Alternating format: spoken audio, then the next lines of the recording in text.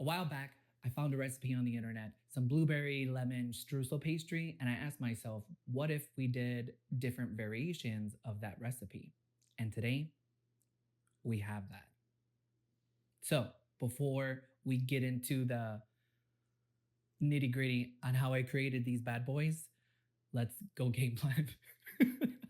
Since this is a pastry, I actually want to take a second to think about the ingredient amounts before we start switching anything up. This recipe is the recipe that inspired the video. I'm actually going to link it down below if you want to check it out. It's pretty straightforward. We got dough, streusel, glaze, and then the blueberry filling. We're actually not going to change too much. We're just going to be reimagining what goes on top. So I'm actually going to be testing two different versions today, a strawberry and matcha and a guava and cream cheese. This is just a quick FYI. I'm not actually going to be making two full batches of these versions. So I'll be having the filling and sticking with one batch of dough just in case for some reason this doesn't turn out good. Both versions are going to be using this cream cheese filling mixture. I basically got this from looking at a whole bunch of cream cheese filling recipes online, and then this is ultimately what I landed on right here. The only difference between the two different versions is obviously that I'll be adding matcha to the strawberry matcha version. As far as the fruit fillings are concerned, I used the original recipe's numbers as a guide, and all we're just going to do is switch the blueberries to strawberries for this version and then to guava in this version. Now that that's all figured out, what we can do is jump into the kitchen and get started. We're starting with the streusel first because it's probably the easiest thing to knock out before we get started on anything else. And it's pretty straightforward. We're just going to add the flour, the sugar, vanilla. I never measure. That could have been a lot, but it's okay. The recipe itself that I'm using doesn't call for salt, but I'm going to add salt because it just brings out the flavor. This is just half a teaspoon. I don't want to do too much.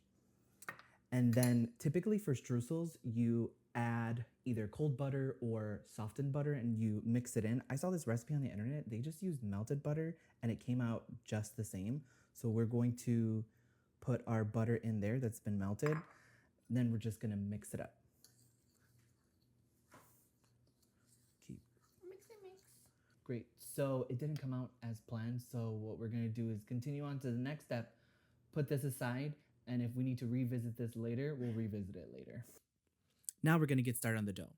I added some flour, sugar, yeast, then gave it a quick mix. To that, I added the lemon zest, egg, butter, pinch of salt, vanilla, and some lukewarm milk. I mixed it until it came together and then set a timer for 10 minutes so that it could knead for that long. Once the timer was done and the dough was smoother, I shaped it into a round just like this, covered it, and then let it rest for about 45 minutes while I started on the fillings. First up was the strawberries. I began by placing them directly into the pan from frozen. While they softened, I added the lemon juice and lemon zest and just cooked them down until it thickened up and then set it aside to chill before assembling the pastries. Next, I measured out the guava. I've mostly seen guava sold in paste form, but I found this jelly version, which works just as well. To that, I added the lemon zest and juice, gave it a quick mix, and also set that aside until it was time to assemble the pastries. Next up was the cream cheese filling. I added a softened block of cream cheese to a bowl, followed by an egg.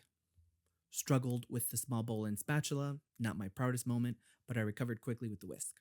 Then I added some sugar and a pinch of vanilla paste.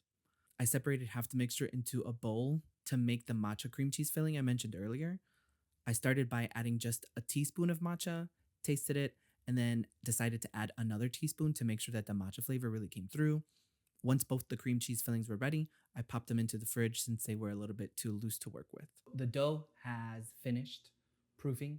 It doesn't look like it's doubled in size, but that's 100% okay. I've made this dough before and I just trust the process. It's also really warm in here, so I know that it's ready to get started.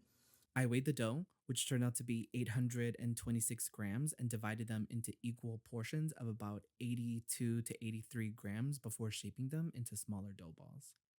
In order to shape these dough balls, what we need to do is bring the edges to the center, flip it over, cup your hand, give it a few little turns, putting enough pressure so that you can ensure that you can end up with a beautiful, nice dough ball.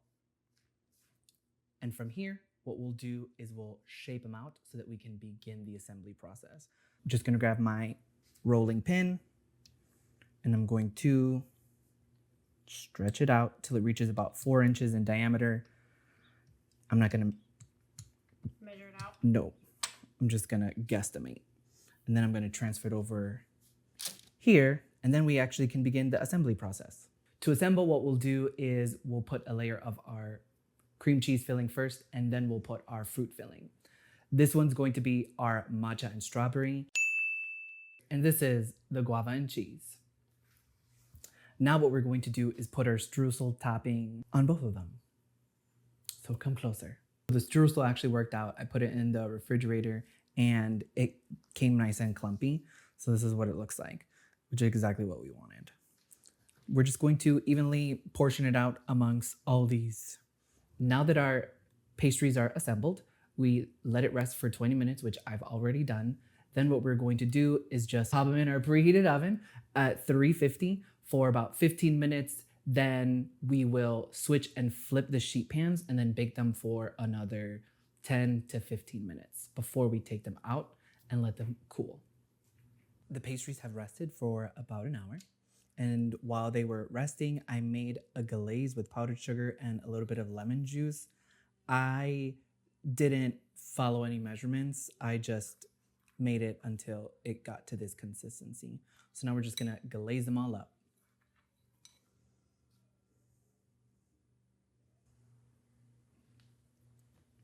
Now that they're all glazed, we can try them. Let me have that piece.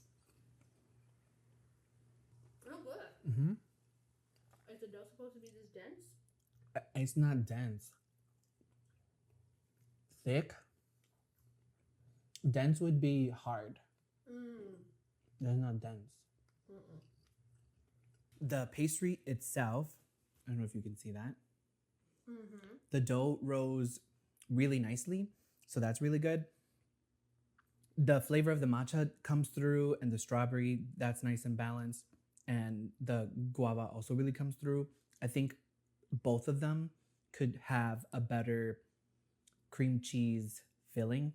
I don't think like it was enough. So if I ever were to make this again, I would change that. Overall though, honestly, 9.2. Really? Yeah, 9.2. The reason why I would say that is one, I would honestly make this again the way that it is.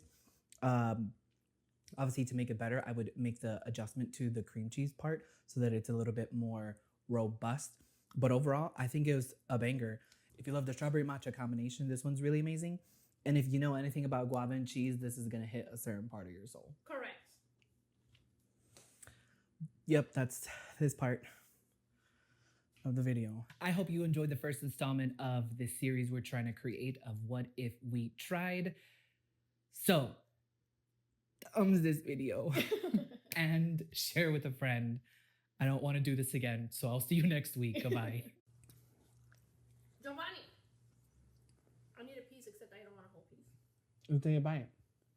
It's really good.